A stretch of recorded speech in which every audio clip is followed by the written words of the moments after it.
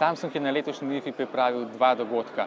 Najprej enega bolj splošnega, potem tega večernega pa si je čisto sama zase zaslužila tale nova ura Gear S2. Mogoče celo upravičeno, ker je v primerjavi z lansko uro Gear S res kot noč in dan. Tista je bila čisto nekaj druga kot ta nova. Ta je povsem nov koncept, tudi izgleda bistveno bolje, bistveno lepše sede na roko, taka res všečna z okroglim zaslonom. Tudi na roki deluje dobro, ni pretirano debela, tudi materiali so precej boljši.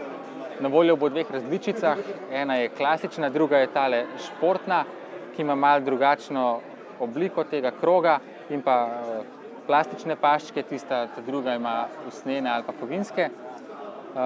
Glavna stvar pri tej uri je pa način upravljanja. Tale krog, okrog zaslona je vrtljiv in s tem se pomikamo po izbirnikih ali pa po vsebini. Lahko tudi povečujemo, pomanjšujemo stvari na zaslonu. V kombinaciji s tem, kar je nekako podobno kot je Apple že pred leti naredil pri iPodu, pa uporabljamo še dve tipki ob robu ure. Ena je za nazaj, druga je za domov in pa zaslon na dotik za potrditev zbiranja stvari. Ta vmesnik deluje zelo dobro. Tukaj pomikanje po vsej vsebini, po izbirnikih je zelo hitro, vse skupaj zelo tekoče deluje, zelo lepo. Tudi tale krog zaenkrat daje vtis, kot da zna zdržati nekaj časa. Tudi zaslon izgleda dosti lepo. Koliko časa bo trajanje baterije, seveda tukaj težko rečemo. Samsung je na predstavitvi pokazal kup enih funkcionalnosti te ure. Možno bo z njo plačevati, odklepati vrata, avto in podobne stvari, naročati razne zadeve. Seveda je v ospredju kot vedno rekreacija.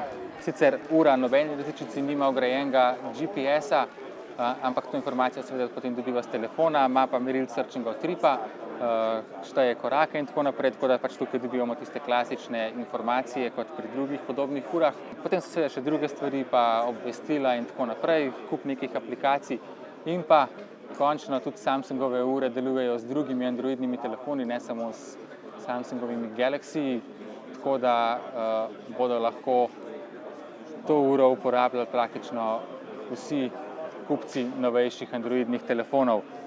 Na voljo naj bi bila oktobra. Kakšna bo cena, sicer tukaj nismo slišali, predvidevamo pa po informacijah, ki jih imamo, da bo nekje od 400 € naprej, se pravi klasično, tako kot pri Applu ali pa pri Huaweiu.